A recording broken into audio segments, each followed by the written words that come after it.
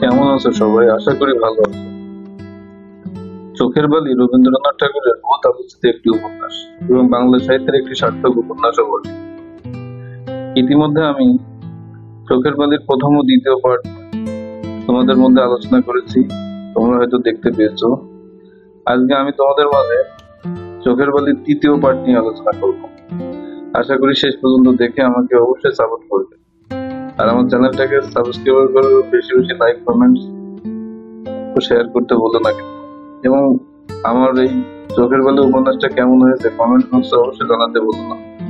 ধন্যবাদ। রাজলক্ষ্মী আজ সকাল হইতে আর বিনোদিনীকে ডাকে নাই। বিনোদিনী নিয়মিত বাড়াতে গেলে দেখিয়া রাজলক্ষ্মী মুখ তুলিয়া চাহিলেন না।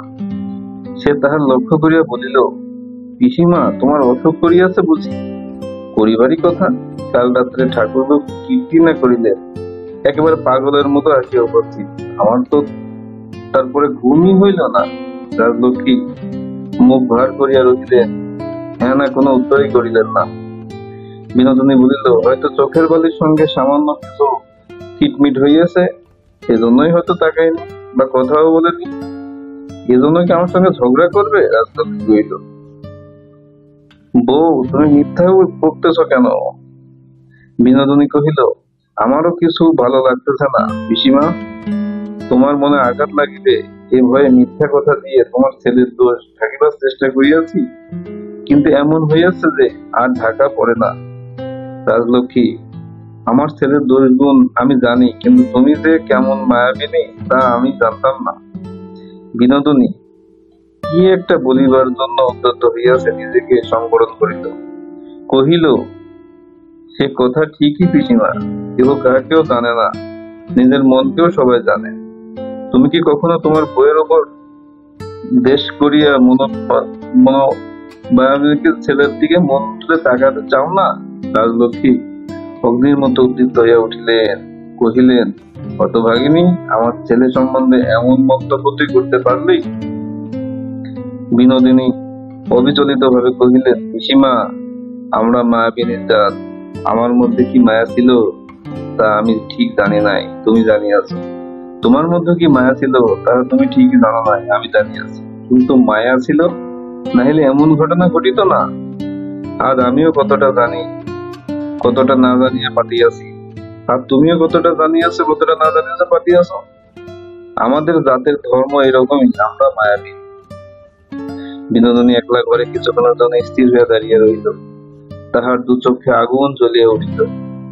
সকালবেলায় গৃহকার্য হইয়া গেল। রাজলক্ষ্মী মহেন্দ্রকে ডাকিয়া পাঠাইলেন। মহেন্দ্র বুঝিল তার রাত্রিকার ব্যাপার লইয়া আলোচনা হইল। তখন বিনোদিনীর কাছ হইতে পাত্রস্থ পাইয়া তাহার মন বিফল হইয়া উঠিল। সে আঘাত প্রতিঘাত স্বরূপ তাহার সমস্ত হৃদয় বিনোদিনীর দিকে সমবেত হইতে লাগিল। মহেন্দ্র চাকরকে বলিল, মাকে বলিস আজ কলেজে আমার বিশেষ কাজ আছে, এখনই যাইতে হবে, ফিরিয়া আসিবার দেখা হইবে। বলিয়া পলাতক বালকের মতো তখনই তাড়াতাড়ি করে কাপড় পরিয়া লইয়া খুটিয়া বাহির হইয়া চলিয়া গেল। বিনোদিনীর যে দারুণ চিঠিখানা আজ সকাল হইতে বারবার করিয়া সে পড়িয়াছে, পকেটে লইয়া ফিরিয়াছে, আজ নিতান্ত তাড়াতাড়িতে সে চিঠি শুদ্ধ জামা ছাড়িয়া সে চলিয়া গেল। এক পর্যায়ে ঘন বৃষ্টি হইয়াছে, তাহার পর বদলার মতো করিয়া রহিলেন। বিনোদিনীর মন অত্যন্ত বিরক্ত হইয়া আছে। মনের কোনো অসুখ হইলে বিনোদিনী কাজের মাত্রা বাড়ায়, আর সে আজ যত রাজ্যের কাপড় জড়ো করিয়াছে পরিষ্কার করার জন্য। আশার নিকটে কাপড় চাহিবেন, অমকের নিকটে কাপড় চাহিবেন, সম্পূর্ণতা পরিষ্কার করার জন্য সে অবোধ হইয়াছে। বিনোদিনী সমস্ত কাপড় পরিষ্কার করিলেন এবং শেষে মহেন্দ্রকে কহিলেন, কেন, কি করিয়াছ তুমি? বিনোদিনী, কি করিয়াছি? ভীরু কাপুরুষ একটা, কি করিবার সাধ্য আছে তোমার? না জানো ভালোবাসিতে, না জানো কর্তব্য করিতে, মাঝে হইতে আমাকে কেন লোকের কাছে নষ্ট করিতেছ? মহেন্দ্র, তোমাকে আমি ভালোবাসি নাই এমন কথা বলিতে পারিলে? বিনোদিনী, আমি সেই কথা বলিতেছি নাকি? লুকাচুরি ঢাকাঢাকি, একবার এদিক একবার ওদিক, তোমার এই চোখের মধ্যে প্রবৃত্তি দেখিয়া আমার ঘৃণা জন্মে গেছে, আর ভালো লাগে না, তুমি যাও। মহেন্দ্র একেবারে মুহ্যমান হইয়া কহিলেন, তুমি আমাকে ঘৃণা করো বিনোদা? বিনোদিনী, হ্যাঁ, ঘৃণা করি তো। মহেন্দ্র, এখনো প্রায়শ্চিত্ত করিবার সময় আছে বিনোদ। আমি যদি আর দ্বিধা না করি, সমস্ত পরিত্যাগ করিয়া চলিয়া যায়, তুমি আমার সঙ্গে যাইতে প্রস্তুত আছো? বলিয়া মহেন্দ্র বিনোদিনীর দুহাত সবলে ধরিয়া তাহার কাছে টানিয়া লইল। বিনোদিনী কহিল, ছাড়ো, আমার লাগিতেছে। মহেন্দ্র, না লাগুক, বলো তুমি আমার সঙ্গে যাইবে? বিনোদিনী, না, যাইব না, কোনো মতেই যাইব না। মহেন্দ্র, কেন যাইবে না?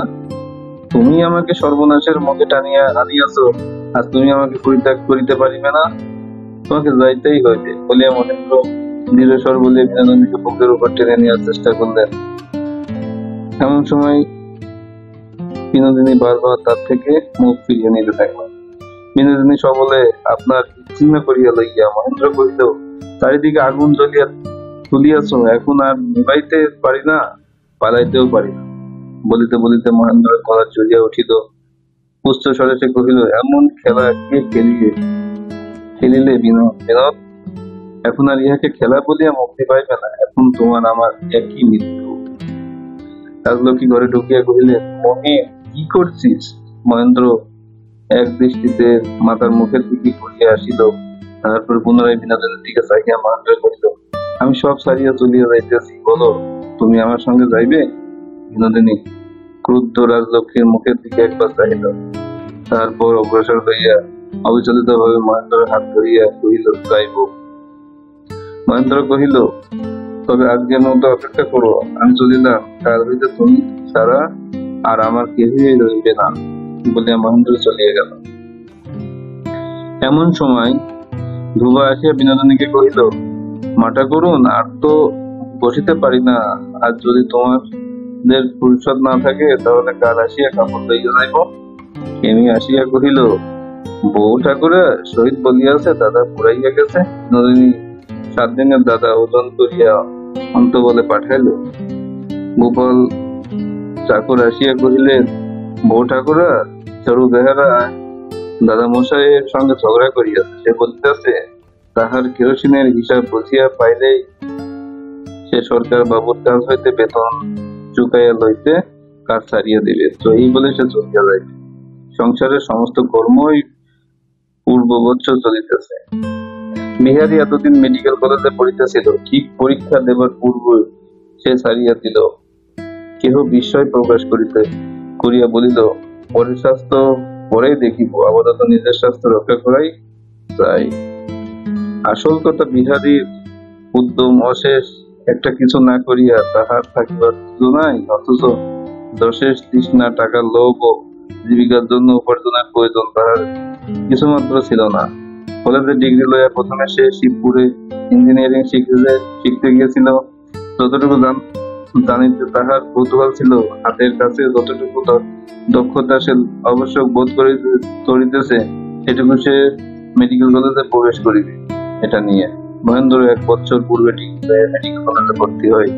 কলেজের বাঙালি ছাত্রদের নিকট তাহার দুজনের বন্ধু বিখ্যাত ছিল। তাহারা ঠাট্টা করিয়া উহাদের দুজনকে শ্যামদেশী ও জোড়া যমজ বলিয়া ডাকিত। তাহাদের বাড়ির পাশে একটি কুঠিরে রাজেন্দ্র চক্রবর্তী বলিয়া এক গরিব ব্রাহ্মণ বাস করত। ছাপাখানার 12 টাকা বেতনের কম্পোজিটর করিয়া সে জীবিকা চালাইত, অনেক কষ্ট করে। বিহারী তাহাকে বলিল, তোমার ছেলেকে আমার কাছে রাখো, আমি ওনাকে নিজে লেখাপড়া শেখাবো। ব্রাহ্মণ বাঁচিয়া গেল। খুশি হইয়া তাহার 8 বছরের ছেলে বসন্তকে বিহারীর হাতে সমর্পণ করিল। বিহারী তাকে নিজে প্রাণপণে শিক্ষা দিতে লাগিল। বলিল, 10 বছর বয়সের পূর্বে আমি ইহাকে বই পড়াইব না, সব মুখে মুখে শেখাবো। তাহাকে লইয়া খেলা করিয়া, তাহাকে লইয়া ঘরের মাঠে, মিউজিয়াম, সমস্ত জায়গাতে বাগান ঘুরিয়া ঘুরিয়া এদিক ওদিক করে একাকার করে দিলাম। সেদিন সন্ধ্যাবেলায় বাহির পাইবার ছিল না। দুপুর বেলায় বৃষ্টি থামিয়া আবার বিকাল হইতে বর্ষণ আরম্ভ হইয়াছে। বিহারী তাহার দোতলার বড় ঘরে আলো জ্বালিয়া বসিয়া বসন্তকে লইয়া নিজের নতুন প্রণালীর খেলা করিতেছিল। বসন্ত, ওই ঘরে কটা করিয়া আছে, চট করিয়া বলো। না গণিতে পারবে না? বসন্ত, 20টা। বিহারী, আর হইল 18টা। ফস করিয়া খড়খড়ি খুলিয়া জিজ্ঞাসা করিল, এই খড়খড়ি কটা পাল্লা আছে বলিয়া খড়খড়ি বন্ধ করিয়া দিল। বসন্ত বলিল, 6টা। জিৎ, এই পেন্সিলটা লম্বা কত হবে, এই বইটার ওজন কত, এমনই ভাবে নানাবিধ প্রশ্ন করতে থাকলো। বিহারী আশ্চর্য হয়ে কহিল, এ কি কাণ্ড বোঠান? বিনোদিনী কহিল, তোমার এখানে তোমার আত্মীয় লোক কেহ নাই? বিহারী, আত্মীয় নাই, পরও নাই, পিসি আছেন দেশের বাড়িতে। বিনোদিনী, তবে তোমার দেশের বাড়িতে আমাকে লইয়া চলো। বিহারী, কি বলিয়া লইয়া যাব? বিনোদিনী, দাসী বলিয়া। আমি সেখানে ঘরের কাজ করিব। বিহারী, পিসি কিছু আশ্চর্য হইবেন, আমাকে দাসীর অভাব তো জানেন নাই। আগে শুনি সে সংস্কার কেউ মনে উদার হইয়া বলিতে যাইবে আগ বাড়িয়ে। বসন্ত চলিয়া গেল। বিনোদিনী কহিল, বাহিরের ঘটনা শুনিয়া তুমি ভিতরের কথা কিছুই বুঝিতে পারিবে না। বিহারী, নাই বা বুঝিলাম, না হয় বলি বুঝিব, ক্ষতি কি? বিনোদিনী বারবার শুনিবার ইচ্ছা প্রকাশ করিল না। বিহারী, ইচ্ছা তোমার নাই এ ব্যাপারে আমি একদম শতমত। বিহারী, ভালোবাসিকে কি কেহে এমন অগ্নিকাণ্ড করিতে পারো? বিনোদিনী, ঠাকুরপো, ও তোমার শাস্ত্রের কথা, এখন ও এসব কথা শুনিবার মতো আমার আর সময় নাই। ঠাকুরপো, তোমার বুদ্ধি রাখিয়া একবার তোমার জিও মতে আমার হৃদয়ের মধ্যে দৃষ্টিপাত করো। আমার ভালো মন্দ সব আজ আমি তোমার কাছে বলিতে চাই। বিহারী, পুঁথি সাথে তুলিয়া রাখি বোঠান, হৃদয়কে হৃদয়ের নিয়মে বুঝিবার যেটা আছে সেটাই সবচেয়ে ভালো না, বিধান অনুসারে? বিনোদিনী, শোন ঠাকুরপো, আমি নির্লজ্জ হইয়া বলিতেছি, তুমি আমাকে ফিরাইতে পারিতে। মহেন্দ্র আমাকে ভালোবাসে বটে, কিন্তু সে নিরেট অন্ধ, আমাকে কিছুই বলে না। একবার মনে হইয়াছিল তুমি আমাকে যেন বুঝিয়াছ, একবার তুমি আমাকে শ্রদ্ধা করিয়াছ। সত্য করিয়া বলো, সে কথা চাপাইতে চেষ্টা করো না। বিহারী, সত্যিই বলিতেছে, আমি তোমাকে শ্রদ্ধা করিয়াছিলাম। বিনোদিনী, ভুল করো নাই ঠাকুরপো, কিন্তু বুঝিলেই যদি শ্রদ্ধা করিলেই যদি সে সেখানে থামিলে কেন? আমাকে ভালোবাসিতে তোমার কি বাধা ছিল বলো? এই বলিয়া বিধাটাকে পুরুষের দৃষ্টির সঙ্গে তাকিয়ে রইল। তোমাকে দেখিয়া কত দেখিব ভালো নির্বোধ অঙ্কা। বিহারী উঠিয়া দাঁড়িয়া কহিল, আজ তুমি আমাকে যাহা শুনিবার সমস্ত আমি শুনিব, কিন্তু যে কথা বলিবার নয় সে কথা বলিয়া দাও। তোমার কাছে আমার এই একান্ত মিনতি। বিনোদিনী, ঠাকুরপো, কোথায় তোমার ব্যথা লাগিতেছে তাহা আমি জানি, কিন্তু যাহার শ্রদ্ধা আমি পাইয়াছি এবং যাহার ভালোবাসা পাইলে আমার জীবন সার্থক হইত, তার কাছে এই রাত্রে ভয় লজ্জা সমস্ত বিসর্জন দিয়াছিলাম। বিহারী বিবর্ণ হইয়া কহিল, আশায় কি হইয়াছে, তুমি তাহার কি করিয়াছ? বিনোদিনী, মহেন্দ্র তাহার সমস্ত সংসার পরিত্যাগ করিয়া কাল আমাকে লইয়া চলিয়া যাইতে প্রস্তুত হইয়াছে। বিহারী হঠাৎ গর্জন করিয়া উঠিল, ও কিছুতেই হইতে পারে না, কোনো মতেই না। বিনোদিনী, কোনো মতেই না? মহেন্দ্রকে আজ কে ঠেকাইতে পারে? বিহারী, তুমি পারো। বিনোদিনী খানিকক্ষণ চুপ করিয়া রহিলেন। তারপর বিহারীর মুখের দিকে দু চোখকে স্থির রাখিয়া কহিল, ঠেকাইব কাহার জন্য? তোমার আশার জন্য? আমার নিজের সুখ দুঃখ কিছুই নাই। তোমার আশার ভালো হোক, মহেন্দ্রের সংসার ভালো হোক, এই বলিয়া আমি ঠেকাবো? এটা সম্ভব নয়। বিনোদিনী, নাটকটা ভালোই বলো। বিহারী, হ্যাঁ, নাটক, নভেল, তাও খুব উঁচু দরের নয়। তুমি মনে করিতেছ এই সমস্ত তোমার নিজের, তাহা নহে। সমস্ত ছাপাখানার প্রতিধ্বনি। তুমি যদি নিতান্ত নির্বোধ মূর্খ সরলা বালিকা হইতে, তা হইলে সংসার ভালোবাসা হইতে বঞ্চিত হইতে না। কোথায় বিনোদিনীর সেই তীব্রতে দুঃসহজ দর্পণ? মহেন্দ্র ততক্ষণে অন্বেষণ হইয়া চারিদিকে পরিপাক সারিয়া লইবে। বিহারী কহিল, অসাধারণ কিছু করিতে চাহিও না। সাধারণ স্ত্রীলোকের শুভবুদ্ধি যাহা হই বলো, তাহাই করো। দেশে চলিয়া যাও। বিনোদিনী, কেমন করিয়া যাইব? বিহারী, মেয়েদের গাড়িতে তুলিয়া দিয়া আমি তোমাকে তোমাদের স্টেশন পর্যন্ত পৌঁছাই দিব। বিনোদিনী, আজ রাত্রে তবে আমি এখানে থাকি। বিহারী, না, এত বিশ্বাস আমার নিজের পরে নাই। শুনিয়া তাৎক্ষণিক বিনোদিনী চৌকি হইতে ভূমিতে লুটাইয়া পড়িল। বিহারী দুই পা প্রাণপণে বলিয়া চাপিয়া ধরিয়া কহিল, ওইটুকু দুর্বলতা রাখা ঠাকুরপো, একেবারে পাথরের দেবতার মতো পবিত্র হইও না। মন্দকে ভালোবাসিয়া একটুখানি মন্দ হও। বলিয়া বিনোদিনী বিহারীর পদযুগল বারবার চুম্বন করিল। বিহারী বিনোদিনীর এই আকস্মিক অভাবনীয় ব্যবহারে তাৎক্ষণিক মোহের মধ্যে গলিয়া পড়িল। বিনোদিনী একটুখানি স্তব্ধ হইয়া রহিল, তারপরে কহিল, সেই ট্রেনেই যাইব? এখন সময়, পায়ে জুতা নাই, গায়ে জামা নাই। বসন্ত তাহার পরিস্ফুটন গোল সুন্দর দেহ লইয়া প্রহরীর চৌকির কাছে আসিয়া দৌড়াইয়া গম্ভীর স্বরে বিনোদিনীকে দেখতে লাগিল। বিহারী জিজ্ঞেস করিল, শোনো, যাসনে যে?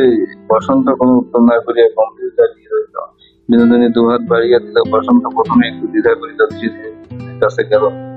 বিনোদিনী তাহাকে দুহাত বুকের মধ্যে চাপিয়া ধরিয়া চরচর করিয়া কাঁদিতে লাগিল। যাহা অসম্ভব তাহা সম্ভব, যাহা অসহ্য তাহা সহ্য, নহিলে মহেন্দ্রের সংসারে সে রাত্রি সে দিন কাটিত না। বিনোদিনীকে প্রস্তুত হইয়া থাকিতে পরামর্শ দিয়া মহেন্দ্র রাত্রে একটা পত্র লিখিয়াছে। সে পত্র ডাকযোগে সকালে মহেন্দ্রের বাড়িতে পৌঁছল। আশা তখন সদ্যগত বেহাইয়া চিঠি হাতে করিয়া আসিয়া বলিল, মার্জি চিঠিটি।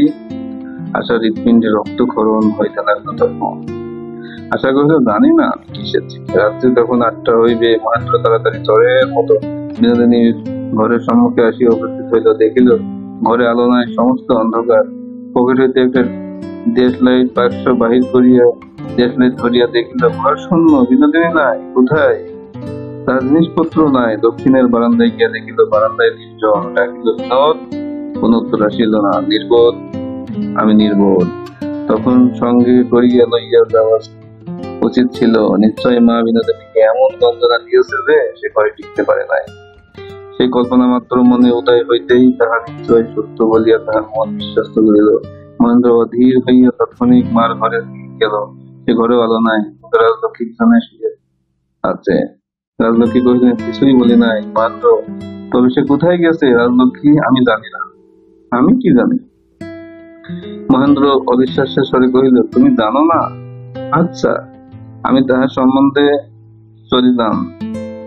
সে যেখানে থাক, আমি তাহাকে বাহির করিবই। বলে মহেন্দ্র চলিয়া গেল। রাজলক্ষ্মী তাড়াতাড়ি বিছানা থেকে উঠিয়া তাহার পশ্চাৎ চলিতে লাগিলেন। মহিন, যাস নে মহিন, ফিরিয়া আয়, আমার একটা কথা শুনিয়া যা। মহেন্দ্র এক নিঃশ্বাসে ছুটিয়া বাড়ি হইতে বাহির হইল। দারোয়ান কহিল, আমাদের বলিয়া যায় নাই, আমার একটু জানি না। মহেন্দ্র গর্জিত ভর্ৎসনার স্বরে কহিল, জানো না?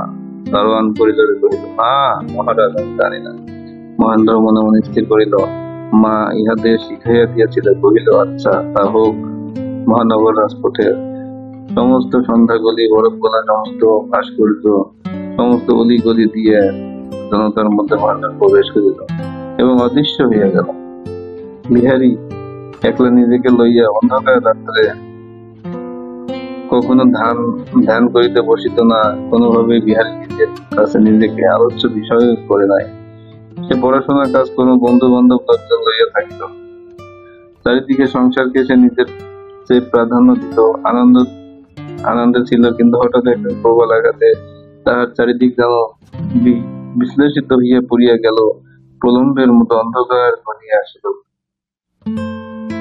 মহেন্দ্রের সহিত বাল্যকালের প্রণয় হইতে সেই প্রণয়ের অবসাদ পর্যন্ত সমস্ত কথা, সে সুদীর্ঘ কাহিনী, নানা বন্যের চিহ্নিত জল স্থলের সমস্ত কাহিনী ঘটনা আজ তার হৃদয়ে আকুল বেগে মনে পড়িয়া আসিল।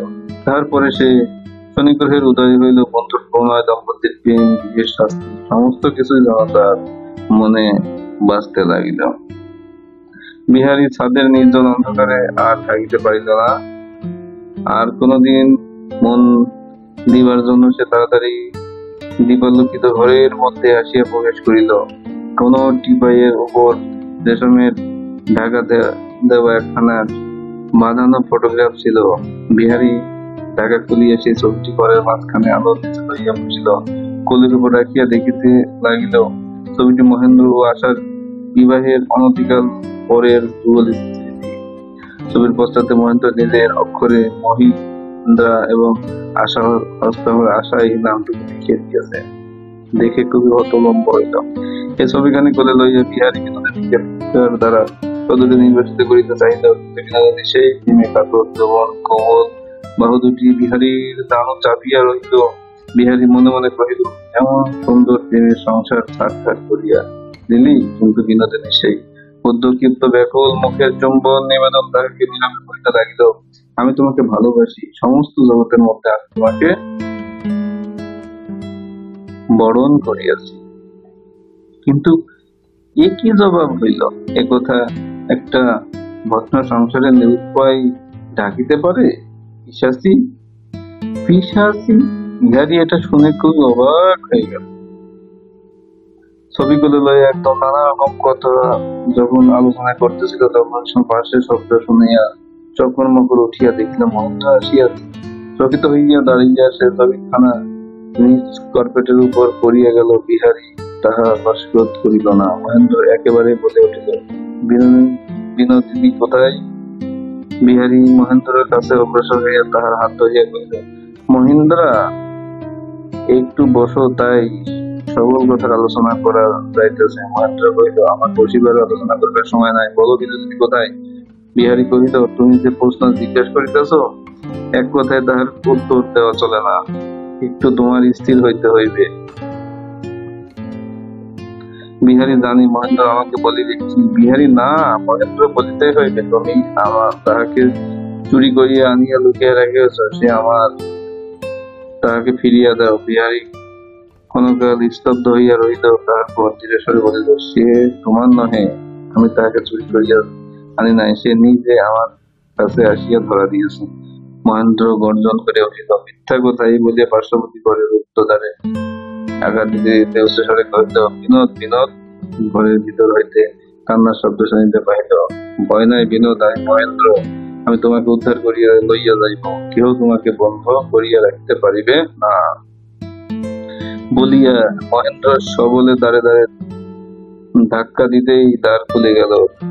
ভিতরে ছুটিয়া গিয়া দেখিল ঘরে অন্ধকার। অস্ফুটন ছায়ার মধ্যে দেখিতে পাইল বিছানার কোণে বালিশ চাপটি ধরে পড়ে আছে। বিহারী তাড়াহুড়ো ঘরের মধ্যে ঢুকিয়া বসন্তকে বিছানা থেকে কোলে তুলে বলিতে লাগিল, ভয় নাই বসন্ত, ভয় নাই, আর কোনো ভয় নাই, চলে এসে। মহেন্দ্র তখন দ্রুত পদে বাহির হইয়া বাড়ির সমস্ত ঘর দেখিয়া আসিল। তখন ফিরিয়া আসিল, তখনও বসন্ত ভয়ের আলোকে থাকিয়া কাঁদিয়া উঠিতে লাগিল। মহেন্দ্র আসিয়া কহিল, বিনোদিনীকে কোথায় রাখিয়াছ? বিনোদিনী।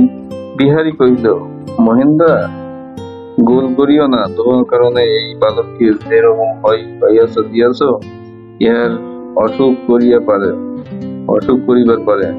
আমি বলিতেছি, বিনোদিনীর খবর তোমার কাছে প্রয়োজন নাই।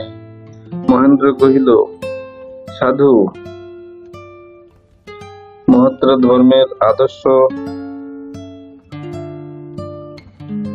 ধর্মের আদর্শ করিয়া তুমি আজ যে কথাটা আমাকে বলিতেছ, সেটা তোমার হৃদয় ভেঙে টুকরো টুকরো করে দিতে পারে। মহেন্দ্র সঠিক বেগে বাইরে চলে গেল। এটা বলিয়া বিনোদ তখন যাত্রীশূন্য মেয়েদের গাড়িতে চড়িয়া যাতায়াত করতে লাগলো। যখন যাত্রীশূন্য মেয়েদের গাড়িতে চড়িয়া পাঠান করে এক গ্রাম থেকে এক গ্রাম পার হইল, তখন তাহার মনে খুব ভর্ৎসনা জাগিয়া উঠিল।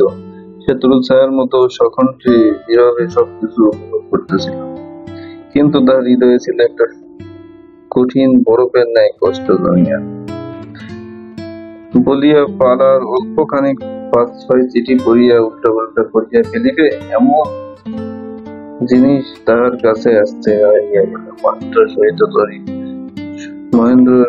জড়িত করিয়া বিনোদিনীর নামে নিন্দা গ্রামের ঘরে ঘরে কিরূপ না শত্রুর ভাবনা হয়ে উঠেছে। ক্ষুদ্র পল্লীর মধ্যে নিজেকে সকলের কাছ হইতে গোপন রাখিবার চেষ্টা করেছে, এটাও যেন তার বৃথা গেল। দ্বিতীয় দিনের চিঠি পাইবার সময় উত্তীর্ণ হইয়া বিনোদিনী ঘরে দরজা বন্ধ করিয়া লিখিতে বসিল। ঠাকুরপো, ভয় করিও না, তোমাকে প্রেমের চিঠি লিখিতে বসি নাই। তুমি আমার বিচারক, আমি তোমাকে প্রণাম করি। আমি যে পাপ করিয়াছি, তুমি তাহার কঠিন দণ্ড দিয়াছ। তোমার আদেশ মাত্র সে দণ্ড আমি মাথায় করিয়া বহু করিয়াছি। দুঃখ, এই দণ্ডটি যত কঠিন, তাহা তুমি দেখিতে পাইলে না। যদি জানিতে পাইতে, তাহলে তোমার মনে যে দয়া হইত, তাহা হইতে আমি বঞ্চিত হইতাম না। এই বলিয়া নানাভাবে তাহাকে ভর্ৎসনা করার চেষ্টা করিল। তোমার বিনোদ বৈঠা। বিনোদিনী চিঠি ডাক দিল, পাড়ার লোকে ছি ছি করিতে লাগিল। এটা দেখিয়া। তার কাছে বিনোদিনীর কিছুই ছিল না, ছবি না, একগুচ্ছ চিঠি না, কিছুই না। সে শূন্যর মধ্যে কিছু যেন একটা খুঁজিয়া বেড়াইতে লাগিল। সে বিহারীর একটু কিছু চিহ্নকে বক্ষে জড়িয়ে ধরিয়া চারিদিকে এদিক থেকে ওদিক পাগলের মতো ছুটতে লাগিল। বিনোদিনী শুনিয়াছে, একাগ্র মনে ধ্যান করিতে করিতে যাকে ডাকা যায় সে না আসিয়া থাকিতে পারে না। তাই জোড়হাত করিয়া চোখ বুজিয়া সে বিহারীকে ডাকিতে লাগিল। আমার জীবন শূন্য, আমার হৃদয় শূন্য, আমি চতুর্দিকে শূন্য, আমার শূন্যতার মাঝে কেহ নাই, কেহ নাই, কেহ নাই, এই বলিয়া সে চারিদিকে ধিক্কার দিতে লাগল। মহেন্দ্র কহিল, ঠিক আছে বিনোদ? বিনোদিনী অপরিসীম বিরাগ প্রচন্ড ধিক্কারের সহিত বলিয়া উঠিল, যাও যাও যাও, এখান হইতে যাও, যাও। মহেন্দ্র আকস্মিক স্তব্ধিত হইয়া গেল। হেলাবিন্দে তোর দিদি শাশুড়ি যদি কাল একথা বলিতে বলিতে কোনো প্রজ্ঞা প্রতিবেশিনী বিনোদিনীর দ্বারের কাছে আসিয়া ও মা বলিয়া যত্ন করিয়া টানির সহিত পালিয়া করিল, পাড়ায় ভাটি একটা গোলমাল পাড়িয়া গেল। পল্লী বিদ্যারা চমৎ মৌসুমে বসিয়া কহিল, এ কখনো সহ্য করার মতো কোনো ব্যাপার না। বিনোদিনী যখন কাঠের মূর্তির মতো ঘরের মধ্যে কঠিন হইয়া বসিয়াছিল, এমন সময় তাহার দিদি শাশুড়ি জামাই বাড়িতে হইতে ফিরিয়া আসিয়া তাহাকে কহিল, পোড়ামুখী, কি সব কথা শুনিতেছি? বিনোদিনী কহিল, যা শুনিতেছ সবই সত্য কথা। দিদি শাশুড়ি, তবে এই কলঙ্ক পাড়ায় বহিয়া আনিবার কি দরকার ছিল? এখানে কেন আসেনি? রুদ্ধ ক্ষোভে বিনোদিনী চুপ করিয়া বসিয়া রহিলেন। দিদি শাশুড়ি কহিল, বাছা, এখানে তোমার থাকা হইবে না, তাহা বলিতেছি। বিনোদিনী কহিল, আমি এখনই যাব, এখানে থাকতে আমি আসিনি বা থাকবো না। এমন সময় মহেন্দ্র স্নান করে আহার নাই চুল উল্কো ঝুলকো হতে ধরলে সমস্ত রাত্রি অনিদ্রায় তাহার চক্ষু রক্তবর্ণ, মুখ যেন শুষ্ক হয়ে উঠিয়াছে। অন্ধকার থাকিতে বলে আসিয়া সে বিনোদিনী লইয়া যাইবার দেওয়ার চেষ্টা করিবে, এরূপ তাহার সংকল্প ছিল। কিন্তু তার সমস্ত সংকল্প আজ ভেঙে চুরে চুরমার হয়ে গিয়েছে। বিনোদিনীর দিদি শাশুড়ি ঘর হইতে বাহির হইয়া আসিয়া কহিল, মহেন্দ্র, তুমি আমাকে চেনো না, কিন্তু তুমি আমার পরও নও। তুমি তোমার মা রাজলক্ষ্মী, আমাদের গ্রামের মেয়ে। গ্রাম সম্পর্কে আমি তাহার মামি। জিজ্ঞাসা করি, ও তোমার কি রকম ব্যবহার? ঘরে তোমার স্ত্রী আছে, মা আছে, আর তুমি এমন বেহাইয়া হইয়া উন্মত্ত হইয়া ফিরিতেছ ভদ্র সমাজে। তুমি মুখ দেখাইবে কি বলিয়া? মহেন্দ্র সে ভাবস্বিক ভাবে রাজ্য ছিল, সেখানে সে আঘাত লাগিল।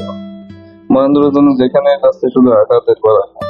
মহেন্দ্র তখন নিরুপায় হইয়া দাঁড়িয়ে রহিলেন। তখন বৃদ্ধা কহিল, যাইতে হয়তো এখনই দাও, এখনই যাও, আমার ঘরের দাওয়াত দাঁড়া থাকিও না, এক মুহূর্ত দেরি করিও না। বলে বৃদ্ধার ঘর মধ্যে প্রবেশ করিয়া ভিতর হইতে দাঁড়া করিয়া দিল। তারা সমস্ত কিছু ফেলিয়া চলিয়া এসে দূর স্টেশনের দিকে হাঁটতে লাগলো। মহেন্দ্র কহিল, তাহলে গ্রামের সকল লোক আমাকে দেখিতে পাইবে? বিনোদিনী কহিল, এখনো তোমার লজ্জার বাকি আছে? বলিয়া গাড়ির দরজা বন্ধ করিয়া গাড়োয়ানকে বলিল, স্টেশনে চলো। গাড়োয়ান জিজ্ঞেস করিল, বাবু যাইবে না? মহেন্দ্র ইতস্তত বোধ করিয়া সাহস করিল না, গাড়ি চলিয়া গেল। মহেন্দ্র গ্রামের পথে পরিত্যাগ করিয়া মাঠের পথ ধরিয়া ঘুরিয়া স্টেশনের মুখে চলিল। মহেন্দ্র কোথায় নিরুদ্দেশ হইয়া গেল, সে আশায় রাজলক্ষ্মী আহার নিদ্রা বন্ধ, সাধুচরণ সম্ভব অসম্ভব সকল স্থানে তাহাকে খুঁজিয়া ফিরিয়াছে। এমন সময় মহেন্দ্র বিনোদিনীকে লইয়া কলকাতায় ফিরিয়া আসিল। পটল ডাঙ্গার বাসায় তাহাকে রাখিয়া রাত্রে মহেন্দ্র তাহার বাড়িতে আসিয়া পৌঁছাল। মাতার ঘরে মহেন্দ্র প্রবেশ করিয়া দেখিল, ঘর অন্ধকার। কেরোসিনের লণ্ঠন আড়াল করিয়া রাখা হইয়াছে। রাজলক্ষ্মী রোগীর ন্যায় বিছানায় শুইয়া আছে এবং আশার পদতলে বসিয়া আস্তে আস্তে তাহার গায়ে হাত বুলাইয়া দিতেছে। এতকাল পরে গৃহের বধূ শাশুড়ির পদতলের অধিকার পাইয়াছে। মহেন্দ্র আসিতে আশা চকিত হইয়া উঠিয়া ঘর ছাড়িয়া চলিয়া গেল। মহেন্দ্র বলপূর্বক সর্বপ্রথম দ্বিধা পরিত্যাগ করিয়া কহিল, মা, এখানে আমার পড়ার সুবিধা হয় না, আমি কলেজের কাছে একটা বাসা লইয়াছি, এখানে থাকি। রাজলক্ষ্মী বিছানার প্রান্তে দাঁড়ায় মহেন্দ্রকে কহিলেন, মহিন, একটু বসো। মহেন্দ্র সংকোচনের সহিত বিছানায় বসিল। রাজলক্ষ্মী কহিলেন, মহিন, তোর যেখানে ইচ্ছা তুই থাকিস, কিন্তু আমার বৌমাকে তুই কষ্ট দিস না। মহেন্দ্র চুপ করিয়া রহিলেন। রাজলক্ষ্মী কহিলেন, আমার মন্দ কপাল, তাই আমি আজ আমার এমন লক্ষ্মী বউ বেছে নিতে পারি। বলিতে বলিতে রাজলক্ষ্মী গলা ভাঙিয়া আসিল এবং সে চিৎকার করিতে লাগল। মহেন্দ্র সেখান হইতে কোনো মতো উঠিয়া পালাইয়া পারিলে বাঁচে, হঠাৎ উঠিতে পারিল না। মার বিছানার প্রান্ত অন্ধকারে নিস্তব্ধ হইয়া বসিয়া রইল। অনেকক্ষণ পর রাজলক্ষ্মী কহিলেন, আজ রাত্রে তো এখানে আসিস? মহেন্দ্র কহিল, না। রাজলক্ষ্মী জিজ্ঞাসা করিল, কখন যাবি? মহেন্দ্র কহিল, এখনই। রাজলক্ষ্মী কষ্টে উঠিয়া বসিয়া কহিলেন, এখনই? এবার বৌমার সঙ্গে ভালো করিয়া দেখা করিয়া যাবি না? মহেন্দ্র চুপ হইয়া রহিলেন। মহেন্দ্র মার বিছানা ছাড়িয়া বাহির হইয়া গেল।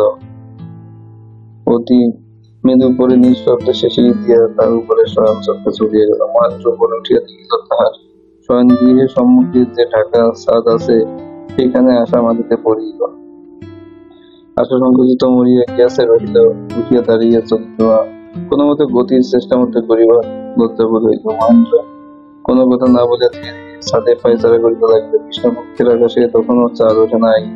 ছাদের কোণে একটা ছোট্ট গামলায় রজনীগন্ধার গাছে দুইটা ডাঁটায় ফুল ফুটিয়াছে। ছাদের উপর অন্ধকার কাজ করছে।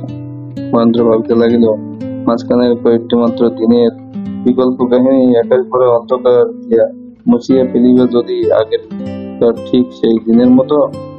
এই ভাবতে ভাবতে মহেন্দ্র সেই দিকে থাকে। দীর্ঘ নিঃশ্বাস ফেলিয়া মহেন্দ্র একবার আশার দিকে চাহিয়া দেখিল, নিস্তব্ধ রোদনে পরিপূর্ণ করিয়া আশা তখনও নিশ্চয় হইয়া বসিয়াছে। রাতের অন্ধকার জননীর অঞ্চলের ন্যায় তাহার লজ্জা ও বেদনা আবৃত করিয়াছে। মহেন্দ্র পায়চারা ভঙ্গ করিবা ঘটিল, হঠাৎ দাঁড়িয়া গেল। সমস্ত শরীরে রক্ত আশার কানের মধ্যে গিয়া শব্দ করিতে লাগিল। সে চক্ষু মুদ্রিত করিল। মহেন্দ্র কি বলিতে আসিয়াছে ভাবিয়া পেল না। তাহার কি বলিবারই বা আছে? রাজলক্ষ্মী আশাকে জিজ্ঞাসা করিলেন, মহিন কোথায় বৌমা? আশা কহিল, তিনি উপরে। রাজলক্ষ্মী, তুমি নামিয়া আসিলে যে? আশা নতমুখে কহিল, তাহার খাবার। রাজলক্ষ্মী, খাবারের আমি ব্যবস্থা করিতেছি। বৌমা, তুমি একটু পরিষ্কার হইয়া যাও। তোমার সেই নতুন ঢাকাই শাড়িখানা শীঘ্র পরিয়া আমার কাছে এসো, আমি তোমার চুল বাঁধিয়ে দেব। শাশুড়ি আদৌ অপেক্ষা করিতে পারিল না, কিন্তু এই সাজসজ্জার প্রস্তাবে আশা মরিয়া মরিয়া হয়ে গেল। সেও নীরব সুরে সবকিছু দেখতে লাগিল। আশা সেন কহিল, তিনি কাল রাত্রে গেছেন। শুনিবা মাত্র রাজলক্ষ্মী সমস্ত কোমলের যেন দৌড় হইতে বধূর প্রতি তাহার আদর স্পর্শের মধ্যে সমস্ত কিছু রসিলা ভাঙি নকশা একটা নীরব বঞ্চনা ছেড়ে আস্তে আস্তে চলিয়ে গেল। প্রথম রাত্রে বিনোদিনীকে পটল ডাঙ্গার বাসায় রাখিয়া মহেন্দ্র যখন তাহার কাপড় ও বই আনিতে বাড়িতে গেল, বিনোদিনী তখন কলকাতার বিশ্রামবিহীন জনতরঙ্গের কোলাহলে একলা বসিয়া নিজের কথা ভাবতেছে। পৃথিবীতে তাহার আশ্রয় স্থান কোনো কালে যথেষ্ট বিস্তীর্ণ ছিল না, তবু তাহার এক পাশ তাকিয়া উঠিল, আর এক পাশ ফিরিয়া একবার একটুখানি জায়গা ছিল আজ তাহার নির্ভরযোগ্য অত্যন্ত সংকীর্ণ। সে যে নৌকায় চড়িয়া স্রোতে ভাসিয়াছে, তাহা দক্ষিণে বামে একটু কাত হইলেই একেবারে জলের মধ্যে গিয়া পড়িবে। এরকম নানাবিধ চিন্তা ভাবনা করতে করতে সে শুধু ভাবতেই লাগলো। গ্রাম ছাড়িয়া আসিবার দিন তাহার নামে সমস্ত চিঠিপত্র নতুন ঠিকানা জন্য মহেন্দ্রকে দিয়া স্টেশনের সংলগ্ন পোস্ট অফিসে বিশেষ করিয়া যায় বলিয়া আসিয়াছিল। বিহারী যেন একেবারেই তাহার চিঠি কোনো উত্তর দিবে না, এ কথা বিনোদিনী কোনো মতেই স্বীকার করিল না। সে বলিল, আমি 7টা দিন ধৈর্য ধরিয়া উত্তরের জন্য অপেক্ষা করিব, তারপর দেখা যাইবে। এরূপ অপেক্ষার প্রহর গুনতে গুনতে দিন পার হতে লাগলো। অবশেষে বিনোদিনী কহিল, এখানে তুমি তোমার বই কাপড়গুলো আনিবে কেন? মহেন্দ্র কহিল, এগুলো যে আমি আমার আবশ্যকের মধ্যে গণ্য করি, এগুলোর চেয়ে বেশি চলে নয় বিনোদিনী জানি, কিন্তু এখানে এসব কেন? মহেন্দ্র: ও ঠিক কথা, এখানে কোন আবশ্যক জিনিস শোভা পায় না। বিনোদ, বইগুলো তুমি রাস্তায় টান মারিয়া ফেলিয়া দিও, আমি আপত্তি মাত্র করিব না, কেবল সেই সঙ্গে আমাকেও ফেলিও না। এটাই একমাত্র তোমার প্রতি আমার অনুরোধ রইল। মহেন্দ্র তখনও চুপ হইয়া গেল কথাটা শুনিয়া। রাস্তায় ঘুরতে ঘুরতে মহেন্দ্র প্রতিজ্ঞা করিতে লাগিল, বিনোদিনীকে সে অপেক্ষার পরিবর্তে অপেক্ষা দেখাইবে। সে কখনোই বিনোদিনীকে অপেক্ষা করিতে পারিবে না। এমনি ভাবতে ভাবতে তার দিন পার হইয়া গেল। মহেন্দ্র তার পুরাতন পরিচিত বেহারাকে জিজ্ঞাসা করিলেন, ভজু বাবু কখন বাহির হয়ে গেছেন? ভজু কহিল, সে তারপর দিন হইবে, তখন তো পশ্চিম কোনায় বেড়াইতে গিয়েছিল বলিয়াছে। শুনে মহেন্দ্র পাঠিয়ে গেল, তার মনে হয় একটুখানি শুনে আরাম করে ঘুমায়, বিশ্রাম নেই। তখন মহেন্দ্র কহিল, না, এটা বিনোদিনী ব্যস্ত হইয়া বলিয়া উঠিল, আজ এখনো তোমার খাওয়া হয়নি নাকি? বলিয়া সেবা পরায়ণা বিনোদিনী তৎক্ষণিক আহার করিল এবং সমস্ত খাবারের ব্যবস্থা করিল। মহেন্দ্র বিনোদিনীর মুখ বিবর্ণ করিয়া গেল, তার সমস্ত আহার গ্রহণ করিল। বিনোদিনী গৃহশূন্য অনেকক্ষণ আজটার মতো বসিয়া থাকিয়া অবশেষে দেখিল না, প্রাণপণ বলে সচেষ্ট করিয়া জন্য চেষ্টা করিলেন নিজেকে মিলিয়ে ধরার। কেমি শব্দ শুনিয়া ব্যস্ত হইয়া কহিল, বউ ঠাকুরও করিতেছ কি? যা এখান থেকে, বলিয়া গোসল করে উঠিল বিনোদিনী ঘর থেকে বাহির হইয়া গেল। রাত্রে মহেন্দ্র শয্যা ছাড়িতে গেল শুনিয়া রাজলক্ষ্মী বধূর প্রতি অত্যন্ত রাগ করিলেন। মনে করিলেন আশার লাঞ্ছনায় মহেন্দ্র চলিয়া গেছে। রাজলক্ষ্মী আশাকে জিজ্ঞাসা করল, মহেন্দ্র কার কাছে চলিয়া গেল কেন? আশা মুখ নিচু করিয়া বলিতে লাগলো, জানি না মা। রাজলক্ষ্মী ভাবিলেন, এত অভিমান, এত অভিযোগ আমি আর কিছুই নিতে পারি না বাছা। মহেন্দ্র আর সমস্ত প্রস্তুতি হইয়াছিল। রাজলক্ষ্মী মনে করিতেছিল মহেন্দ্র বৌমার সঙ্গে রহস্যমূলক প্রবৃত্ত আছে, সেই জন্য খাবার লইয়া দিয়া মাঝখানে ভঙ্গ হইতে প্রবৃত্তি হইতে লাগলো, কিন্তু কোনো পাত্তা সে পেল না। রাজলক্ষ্মী কহিলেন, কি বৌমা এখানে কেন? তা উপরে যাও। আশা উপরে গিয়া তার শাশুড়ির ঘর আশ্রয় করিল। কি বধূর ব্যবহারে বিরক্ত হইলেন, ভাবলেন যদি বা মহেন্দ্র মায়াবিনীর মায়া কাটাইছে, মানুষজনের জন্য বাড়ি আসিল, বউ রাগারাগি মান অভিমান করি ব্যবহারটাকে বাড়ি ছাড়া না করে, এই ভয়ে তাহার মা কোনো কোথায় আর করিল না। পরের দিন প্রাতে মহেন্দ্র মাকে বলিল, মা, পড়াশোনার জন্য আমার একটি নিরিবিলি স্বতন্ত্র ঘর চাই। কাকিমা সে ঘরে থাকিতেন, সেই ঘরে আমি থাকিব। মা খুশি হয়ে উঠিলেন, তবে তো মহিন বাড়িতে থাকিবে, তবে তো বৌমার সঙ্গে মিটমাট হইয়া গিয়াছে। আমার এমন সোনার বউকে কি মহিন চিরদিন অনাদর করতে পারে? এই লক্ষ্মীকে ছাড়িয়া কোথায় সে মায়াবিনী ডাউনিকে লইয়া কতদিনই বা মাস ভুলিয়া থাকিতে পারে? মা তাড়াতাড়ি কহিলেন, তা বেশ তো মহিন, বলিয়া তুই থাকিস ওখানে। মহিন আনন্দ লাভ দিয়ে উঠিল।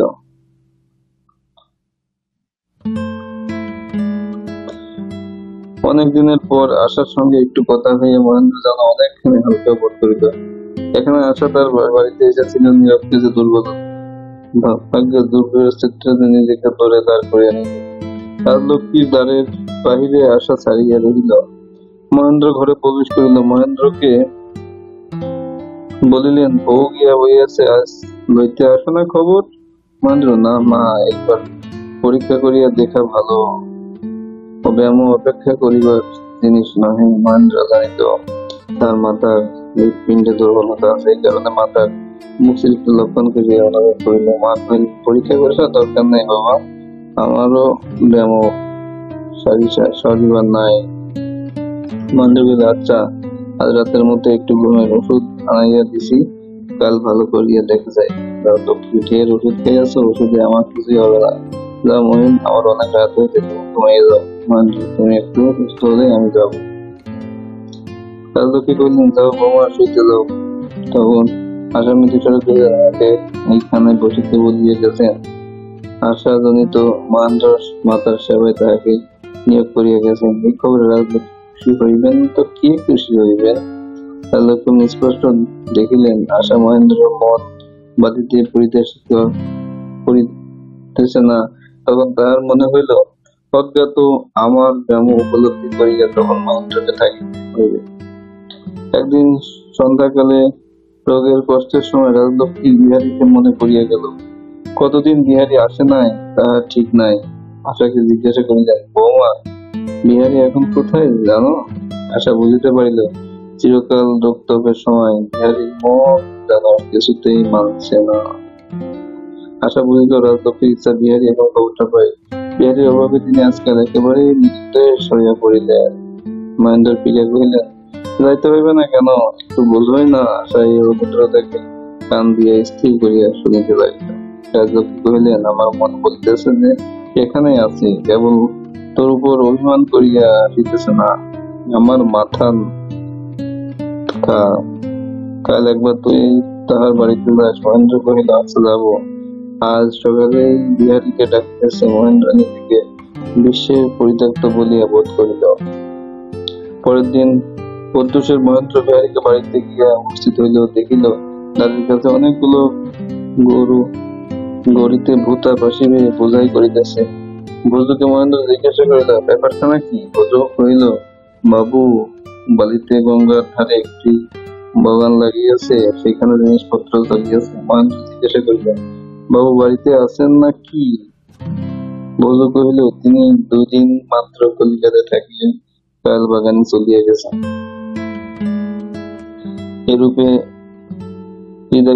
হৃদয় উচ্ছন্নিত হইয়া কহিলেন। শ্রদ্ধা হইতে উঠিয়া মহেন্দ্র অধীর ভাবে বিনোদিনীকে প্রতীক্ষা করিতে লাগিল। ঘরের মধ্যে পায়চারা করিতে করিতে দেখিল একখানা বাংলা খবরের কাগজ নিচের বিছানায় খোলা পড়িয়া আছে। সময় কাটাবার জন্য এটাই যথেষ্ট বলে সে পড়িতে লাগিল। বিনোদিনী বিহারীর পত্রের আশায় ত্যাগ করিয়াছে। নিজের প্রতি বিহারীর নিরতিশয় অবজ্ঞা কল্পনা করিয়া সে চুপচাপ ভাবতে থাকে আর ভাবতে থাকে। বিনোদিনীর সেই কীটবন্ধুর মুখ দেখিয়া মহেন্দ্রের মনে ঈর্ষা নয় জ্বলিয়া উঠিল। তার এমন কোন শক্তি নাই যাহা দ্বারা সে বিহারীর চিন্তা হইতে এই তপস্বীকে বলপূর্বক উৎসাহিত করিয়া পারে। ঈগল যেমন মেষশাবককে এক নিমেষে ছো মারিয়া তাহার সুকর্ম উত্তীর্ণ করিয়া নিয়ে চলিয়া যায়, এমন আমার ক্ষেত্রে হয় না কেন? বিনোদিনী বোধহয় ইচ্ছা করিয়া নিতান্ত নিষ্ঠুর ভাবে মহেন্দ্র বিশ্বাসে আঘাত হানিতেছে। এটাই ভাবতে ভাবতে সে কুপঘাত হইয়া গেল। মহেন্দ্রের গুরুদেবের ঠিকানা যদি তোমার জানা থাকে তো বলিয়া দাও। এ বয়সে তাহার কাছে একবার মন্ত্র লইয়া আসি, তারপরে ক্ষমতার পরীক্ষা হইবে। বিনোদিনী বন্ধুর ঠিকানা যদি বাইর করতে না পারো তবে প্রেমের কথা আমার কাছে উচ্চারণ করিবে না। বিহারী ঠাকুরপোর সঙ্গে তুমি যেরকম ব্যবহার করিয়াছ, তোমাকে সে বিশ্বাস করিতে পারি? মহেন্দ্র, আমাকে যদি সম্পূর্ণই বিশ্বাস না করিতে তবে আমাকে এত অপমান নাই করতে পারতে। মহেন্দ্র বুঝিতে পারিল সবকিছু মেয়ের খবর বিনোদিনীর চোখে পড়ে নাই। খবরের কাগজে মন দেবার মতো অবধান শক্তি বিনোদিনীর এখন আর নাই। পাশে ধরিবার সে খবর বিনোদিনী জানতে পারে। সে উদ্গ্রীবে মহেন্দ্রের সমস্ত দিন সদৃশ হইয়া রহিল। বিনোদিনীর খবর লইয়া মহেন্দ্র ফিরিয়া আসি যে এই স্থির করিয়া বাড়িতে তাহার জন্য সমস্ত প্রস্তুতি সম্পূর্ণ হইল। অনেক দেরি দেখিয়া মৃত রাজলক্ষ্মী উদ্গ্রীব হইতে লাগিলেন। সারা রাত ঘুম না হওয়াতে তিনি অত্যন্ত ক্লান্ত ছিলেন। তার উপরে মহেন্দ্রের জন্য উৎকণ্ঠার তার শেষ নাই। বেটা 2টার সময় আশা কহিল, মা, তোমার ওষুধ খাইবার সময় হইয়াছে। রাজলক্ষ্মী উত্তর না দিয়া চুপ করিয়া রহিলেন। আশা ওষুধ আনিবার জন্য উঠিলে তিনি বললেন, ওষুধ দিতে হইবে না, বৌমা, তুমি যাও। এই আমি আর এক মুহূর্তে এখানে থাকিতে পারিব না। তখন আশাও চুপিসারে অভিযোগে রাজলক্ষ্মীর অধিকতর উদয়ভূত হয়ে উঠিলেন, কহিলেন, বৌমা, মহিন কি লিখিয়াছে শীঘ্রই আমাকে শোনাও না। বলিতে বলিতে তিনি আগ্রহ বিছানায় উঠিয়া বসিলেন। আশা তখন ঘরে আসিয়া ধীরে ধীরে সমস্ত চিঠি পড়িয়া শোনাইল। রাজলক্ষ্মী জিজ্ঞাসা করিলেন, শরীরের কথা মহিন কি লিখিয়াছে এখানে আর একবার পড়িত। আশা পুনরায় পড়িলেন। কিছুক্ষণ হইতেই আমি তোমার ভালো বোধ করিতেছি না। আমি তোমার রাজলক্ষ্মী, থাক, আমি পড়িতে হইবে না। ভালো বোধ হইলে কি করিয়া বুড়ো মা মরেও না, সব কেবল বেমন হইয়া তাহাকে দাঁড়ায়, ইত্যাদি ইত্যাদি বৃত্তে সবকিছু লেখা। ডাক্তার অত্যগভীরে ঘরের বাহিরে গিয়া আশাকে ডাকিয়া পাঠিল। আশকেন্দ্রিক ডাক্তার রোগের সমস্ত বিবরণ জিজ্ঞাসা করিল। সমস্ত শুনিয়া গম্ভীর ভাবে ঘরের মধ্যে পুনরায় প্রবেশ করিল। দেখুন মহেন্দ্র, আমার উপর বিশেষ করিয়া তুমি কি দিয়াছেন? আমাকে যদি আপনার চিকিৎসা করিতে না দেন তবে সে মনে কষ্ট পাবে। মহেন্দ্র কষ্ট পাবে, এই কথা রাজলক্ষ্মীর কাছে ছিল একটা তিতা বিষের মতো। সে আশা ঘরে ঢুকতে রাজলক্ষ্মী কহিল, যাও বাছা, তুমি একটু বিশ্রাম করো গা।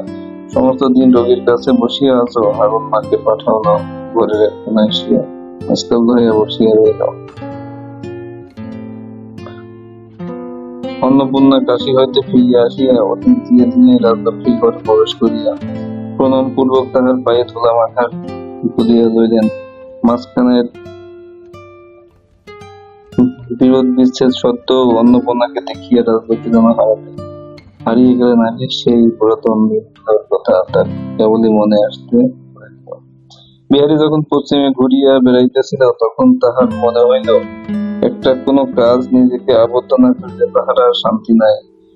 সে মনে করিয়া কলিকাতার দারিদ্র কেরানিচের চিকিৎসা ও শুরবার ভার সে গ্রহণ করিয়াছে। গ্রীষ্মকালীন ডোবার মাছ যেমন অল্প জলে পাকের মধ্যে কোনো মতে শীর্ণ হইয়া খাবি খাইয়া থাকে, গলি নিবাসী অল্পাসী পরিবার পার্থ কেরানির প্রকৃত জীবন সঙ্গে শীর্ণ হইয়াই বারবার কঠোর বুককে সমর্থন করিয়া থাকে।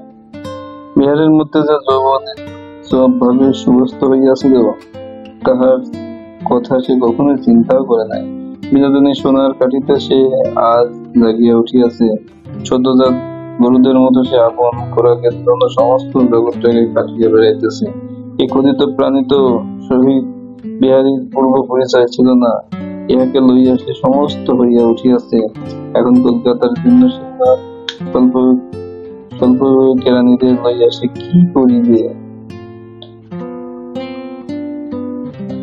বিহারী কহিল, চলো আমি রাধিবার জোগাড় করিবার দিই। আজ অন্নপূর্ণা দাদা আমরা একটা প্রসাদ খাইয়া বাঁচিব। মহেন্দ্র আশায় সমস্ত বিহারী কথায় কহিল না। অন্নপূর্ণা একদিন স্বস্তে বিহারীর নিকটে সেদিনকার তার গুপ্ত করিয়া বলিলেন। পরিমাণের সহিত সে নিষ্ঠুর নিঃশেষ সে পালন করিল। বিহারী কহিল, কলকাতায় আমার কোনো প্রয়োজন? অন্নপূর্ণা কহিলেন, দিদির বড় অসুখ, তোকে দেখিতে চাইতেছে। বিহারী কহিল, কথাটা জানি, কিন্তু শেষ পর্যন্ত জানি না ব্যাপারটা কেমন হয়ে গেল। বিহারী ভাবিতেছিল দক্ষিণে আসার মুখের দিকে সে চাইলে কি করিয়া দরজার মধ্যে যখন প্রবেশ করিবে তখন নাক্ষীন সমস্ত বাড়িটার ঘনীভূত বিষাদময় একটা রূপ ধারণ করিবে। অন্নপূর্ণা কহিলেন, তুমি সরিষা ওঠো দিদি, ওই তো তোমার কাজ, তুমি সম্পন্ন করিবে। আমার সকালে যোগ দিয়া আমোদ করিবে। রাজলক্ষ্মী কহিলেন, আমার আর সময় হইবে না, আমি যাব। বেহারির ভার তোমাদেরই উপর রহিল, উহাকে সুখী করিও।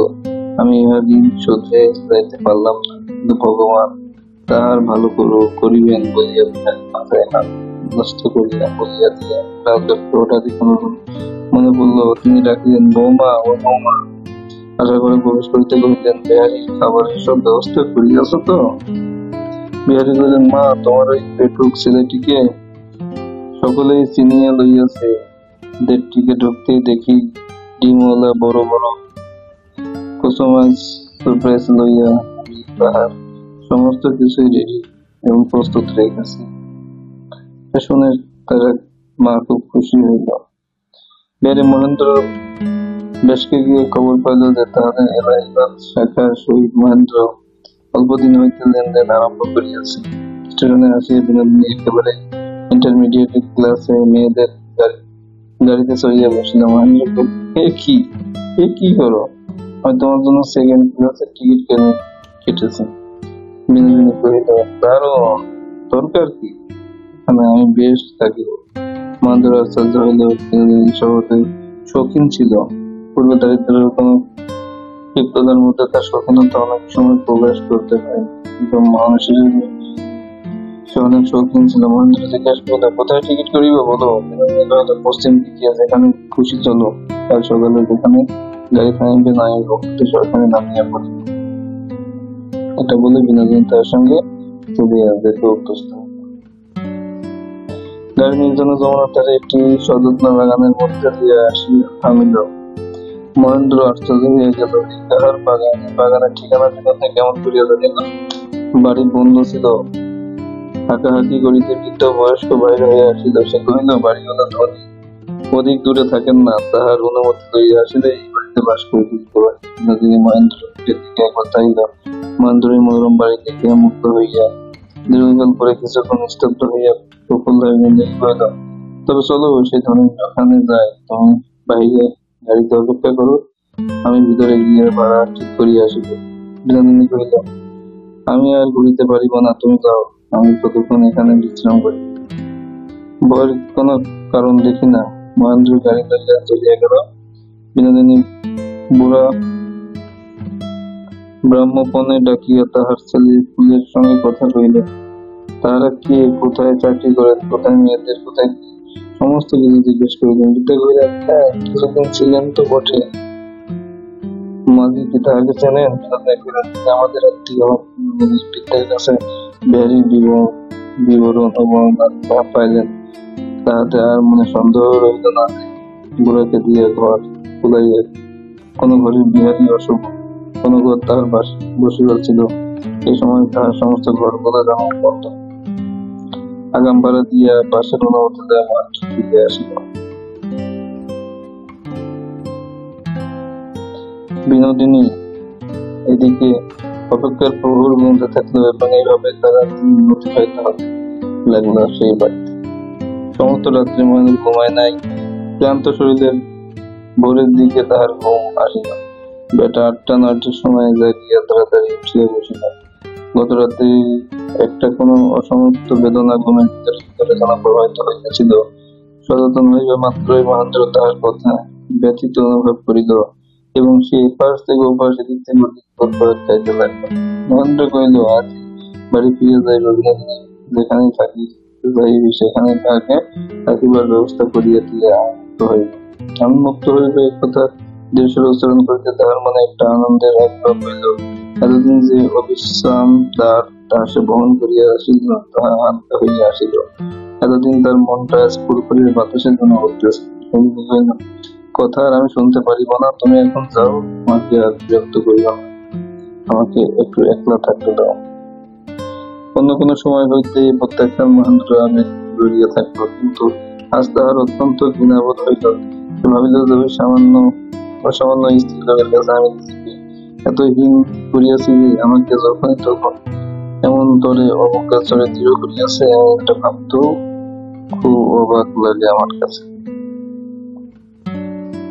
শেষে বিহারী কহিল, তাদের সব কিছু জন্য প্রস্তুতি নেওয়ার পরে আমি বিহারীগঞ্জ স্টেশন হইতে আসিয়া খাইয়া নিয়ে অনেক মানে নিয়ে বটে ঠাকুর মন্ত্রণা সমস্ত অপেক্ষার প্রহর গুনতে লাগিল।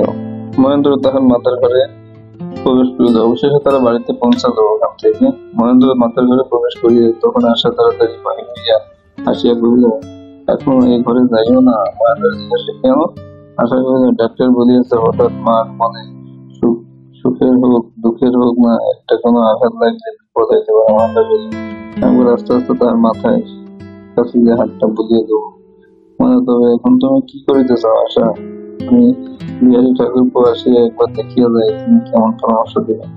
বলিতে বলিতে বিহারী আসিয়া বলিল, আশা তাহাকে ডাকিয়া পাঠিয়েছিল। বিহারী বৌঠান ডাকিয়াছে, মা ভালো আছেন তো? আশা সমস্ত বর্ণনা তার কাছে দিতে লাগিল। এভাবেই সে তার বাড়িতে আবার প্রবেশ করিল।